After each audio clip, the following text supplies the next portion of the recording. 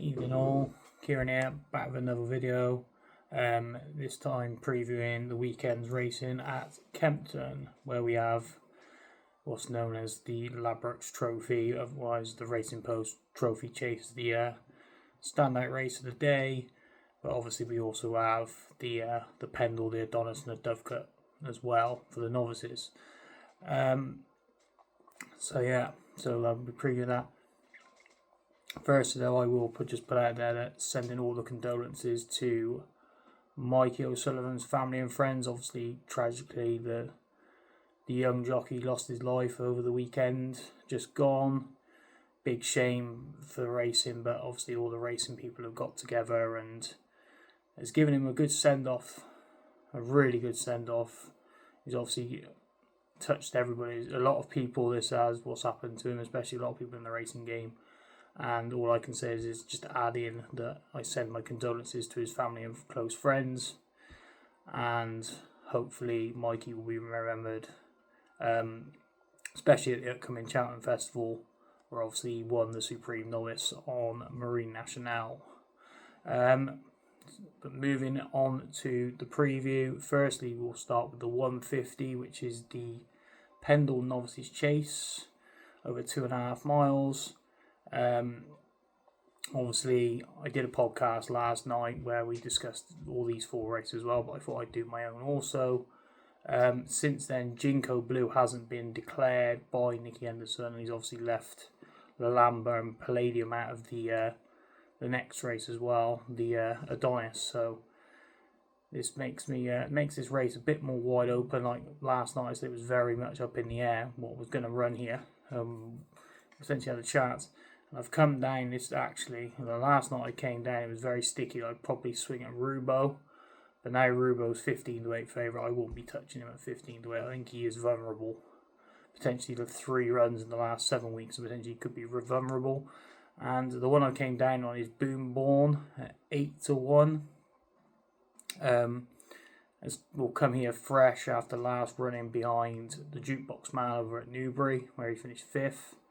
He won the time before that over at Kempton in the Rising Stars. Obviously, handstands fell in that race and has come out and won 2 ice since. And also Soul Icon was in that race and finished 2nd as well. So the form is strong there, and obviously any form behind the Jukebox Man is very strong form also. So I'd be willing to take a swing at Boomborn in this race at 8-1 for the Skeltons. And let's hope they're not messing around with another handicap somewhere down the line. Moving on to the 225, the Adonis, like I mentioned, Lalamba and Palladium are both out and will not run for the Henderson team. So that leaves Mondo Man for the Gary Moore team at 4-7 favourite. Like I said on the video, on the podcast last night, he has to settle, doesn't he, this horse? He has to settle better, otherwise he's going to have no chance of winning a race like this. And having a risk over a 4-7 shot, whether he's going to settle, I could not be taking that. And I'm going to stick with what I said last night on the horse I fancy is Opaque of James Owens. 9-2 shot currently. Just looked at the betting now. He's done nothing wrong this season, won 3 starts, and then went to the Chepstow finale where he finished 7th, so slightly disappointing down the field that day. But potentially she could come here fresh. She'll get a bit of weight, I think, off Mondo Man as well. I think she gets £3 off Mondo Man. And potentially could give him a race, and I think she'd have a right chance in this race, and 9-2 is definitely worth a play on this. The next race is the 3 o'clock, the Dovecut, and this is probably my strongest fancy of the 4 of the weekend. Favourite currently is Miami Magic, who obviously the form all ties in from the Formby where he was 2nd. Celtic Dino and Road Less Travel were also in the race. But I like Triply Flyer. I think this horse has got bags of potential and could potentially become a graded horse down the line. I think this is just a stepping stone to his grade his grade 1, which I think will come at Aintree. I think he'll run in the 2.5 mile at Aintree, and that will be his target for his grade 1. But he's done nothing wrong this season. Obviously, he won at 1-14 off his first start. over hurdles, which he's going to win. He's entitled to win that race. Actually, he was second on first hurdle start, down at Chepstow. He finished second to I can't remember the name of the horse now, one of Pipes. It was, I want to say Junkaroo, I think. Junkaron, that was it. He was second to him at Chepstow, and then went and won it as he liked at 1-14. I think it was around Huntington or something like that. He won it as he liked. But last time at Musselburgh was where it took it, was eye taking. Like, he went off, it was 1-2 that day, 1-3 even, for a race at Musselburgh, which he was entitled to win. But he did everything wrong at the start and everything wrong for the first mile of the race. And he was outpaced and really toiling. And you would have thought that he'd be tailed off or potentially pulled up.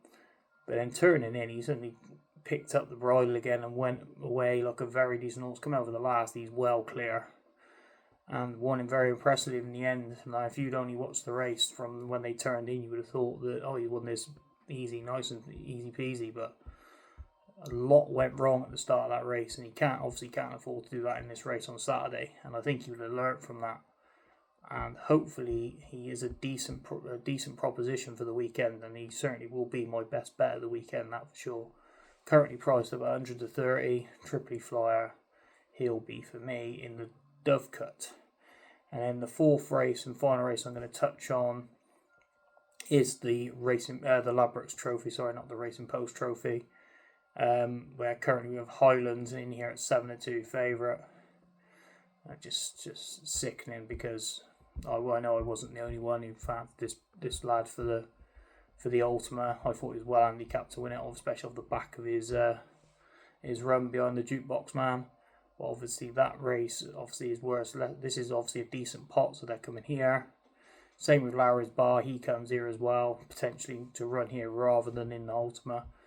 But I don't fancy either of those. The one I've come down on is Beachcomber. I mentioned it last night. He's got good course and distance form, likely to be up with the pace, and I think he's got a decent chance here, to be honest, and he's getting a weight off a few of these as well, and potentially he could pick up a big pot for the John Joe O'Neill team. So that is my 4 selections for these 4 races for the weekend. I'm not going to touch on... actually, I've forgot one then. There's one race up at Newcastle, that I am going to touch on. It's the Ida Chase. Completely forgot about that. And in the race, off the top of my head now, is the Ida Chase, obviously Newcastle's premier staying handicap chase. And the horse I like in it is Prince Defense, or Prince Defense, I can't remember how you say it now, currently in the race. He actually finished second in the race last year to Angels Crag, and he gets a bit of a swing in the weight to him as well. So I think he's got a hell of a chance of going close here. He's actually at the bottom of the handicap. The way the weights look with collector's item at the top of the weights, he's actually out of the handicap, which is a bit weird, backing a horse from the handicap, but second in the race last year. He's about a 12-1 shot, so he's definitely an each way play for me. His Prince does Findex. I think it's Findex, if I've got that right. But yeah, the main selections do come from Kempton. It's Boomborn in the Pendle Novices Chase, Opaque in the Adonis, Triply Flyer is the bet of the weekend in the Dovecut, and then Beachcomber in the Ladbrokes Trophy. And that's it, guys. Thanks for listening. If you do, please could like and subscribe to this video. That'd be brilliant. Quick, short and sweet video. Obviously, I was on the podcast last night, and obviously most people have heard me on there as well. But I thought I'd get my own quick podcast out there just to reiterate my selections. If you could like and subscribe to the channel, that'd be brilliant. And I'm now going to quickly record a anti-post video for the Cheltenham Handicaps. So if you've finished watching this video, if you go and watch that as well, that'd be brilliant. And like I said, like and subscribe to the channel. And happy punting, guys.